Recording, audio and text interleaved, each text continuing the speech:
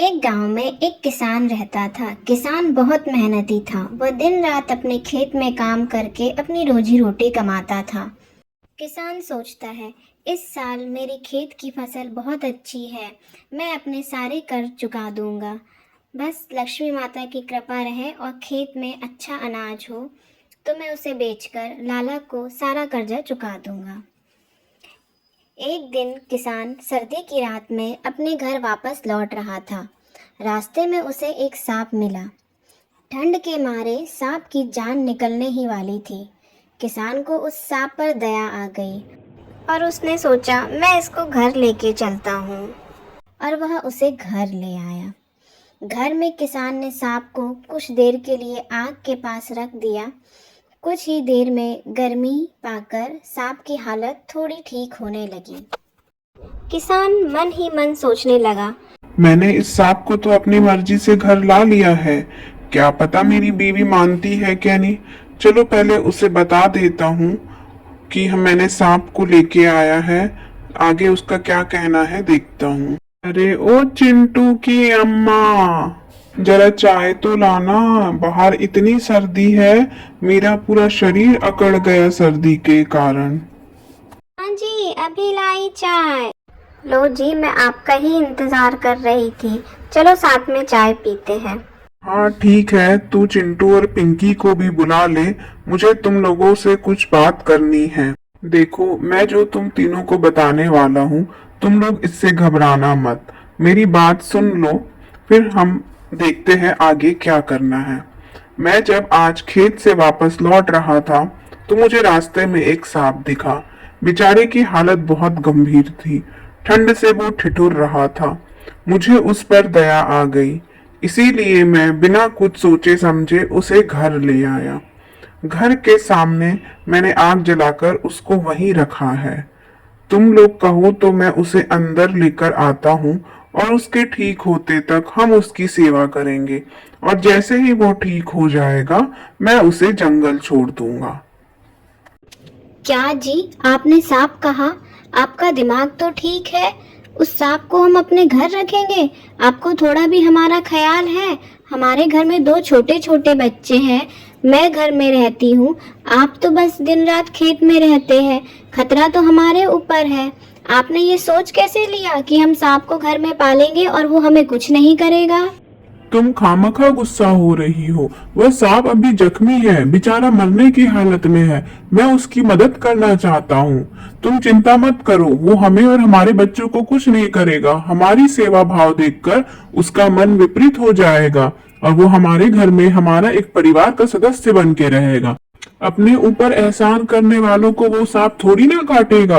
वो बेचारा बीमार है, ठीक हो जाएगा, मैं उसे जंगल छोड़ आऊंगा। फिर वो अपने रास्ते, हम अपने घर। मेरी बात मानो और जिद छोड़ो और उसे घर में रखने की अनुमति दे दो मुझे।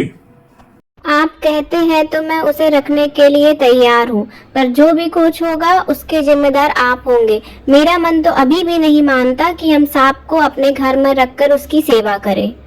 आपकी इच्छा है तो आप रख लीजिए, और आप कह रहे हैं तो मैं उसकी सेवा करके उसको ठीक करूंगी, फिर आप उसे जंगल छोड़ाइएगा। ठीक है, मैं उसको अंदर लेकर आता हूँ। किसान सांप को लेके घर के भीतर आ जाता है। पहले तो किसान की बीवी और बच्चे सांप को देखकर डर गए, पर जैसे कि निश्चित हुआ था कि हमें उस सांप की सेवा करके वापस जंगल में छोड़ना है, तो वे थोड़े निश्चित हुए। किसान की बीवी और बच्चे दिन रात उस सांप को ठीक करने में लगे रहते और उसकी सेवा करते। सांप भी धीरे धीरे ठीक हो गया और उसका आकार भी थोड़ा बढ़ गया। वो अपने आप को स्वस्थ महसूस करने लगा। ऐसे ही करते करते कई दिन बीत गए। एक दिन रात में जब किसान घर पर नहीं था, तब किसान के बीवी बच्चे सो रहे थे। तब सांप के मन में विचार आया, क्यों ना मैं किसान की बीवी और दोनों बच्चों को काट लूं। और वह धीरे धीरे किसान की बीवी और बच्चों के पास बढ़ा। जैसे ही सांप किसान की बच्चों की तरफ बढ़ रहा था, उसी वक्त किसान घर पर आ गए। वह जोर से चिल्लाया, चिंटू, पिंकी, उठो उठ के भागो यहाँ से। चिंटू की माँ, उठो, उठ के भागो यहाँ से। किसान की आवाज सुनकर तीनों नींद से जाग गए और सांप को अपने इतने करीब पाकर तीनों घबरा कर खड़े हो गए। सांप को डसने की अवस्था में देखकर किसान को बहुत गुस्सा आया और वह तिलमिला उठा। उसने सोचा, हमने इस सांप की कितनी मदद की, यह तो मरने की हालत में था और हमने इसकी सेवा करके इसको फिर से तंदुरुस्त किया और सोचा कि जंगल में छोड़ आएंगे, पर यह एहसान मानने के बदले मेरे परिवार को ही काटने के लिए तैयार है। किसान के हाथ में जो था वह अपने परिवार को बचाने के लिए सांप पर आक्रमण कर दिया। किसान के मारने से सांप के 2 टुकड़े हो गए। सांप को मारने के बाद किसान ने अपने परिवार से पूछा, तुम लोग सब ठीक हो ना? किसी को सांप ने काटा तो नहीं? सब जल्दी जल्दी बताओ, सब ठीक हो ना? किसी को सांप ने काटा तो नहीं ना?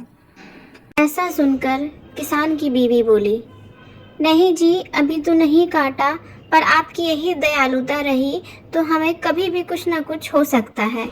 किसान को सांप पर विश्वास करने पर बहुत शर्मिंदगी महसूस हुई। वह अपने परिवार से माफी मांगने लगा और कहा, मुझे माफ कर दो, मैं तो साफ दिल से इस सांप को लेके आया था। उस रात जब मैं इसे लेकर आ रहा था तब मुझे इसकी दशा देखकर नहीं हो रही थी, यह मरने की हालत में था। तो मुझे लगा शायद हम इसकी सेवा करेंगे, इसको ठीक करेंगे तो भगवान हमें आशीर्वाद देगा, क्योंकि लोगों की सेवा करने से भगवान खुश होता है। तो मैंने यही सोचकर इस सांप को अपने घर ले आया, पर मुझे नहीं पता था कि यह सांप ऐसा करेगा। यह सुनकर किसान की बीवी ने कहा, अजी, इसमें आपकी कोई गलती नहीं है, आपका स्वभाव ही ऐसा है। आप आसानी से किसी पर भी विश्वास कर लेते हैं और उसकी मदद करने के लिए तैयार रहते हैं। इसमें आपकी कोई गलती नहीं है, ये तो अगले वाले का कर्म है जो आपकी अच्छाई को भी नहीं देख पाता। जैसे कि इस सांप ने आपकी अच्छाई नहीं देखा, हमारी सेवा नहीं देखा और हमारी सेवा करने के उपरांत, ठीक होने के उपरांत वे हमें ही काटने के लिए दौड़ आया।